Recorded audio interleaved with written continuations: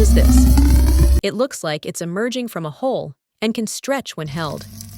It turns out, this is advanced technology for relining pipes without the need for digging or dismantling. This technique uses resin and felt, a flexible material made from textile or special fibers. The felt, shaped like a pipe, is filled with resin, then flattened with high air pressure and pushed into the pipe. Afterward, a drying process hardens the resin, creating a strong new lining that can last up to 50 years.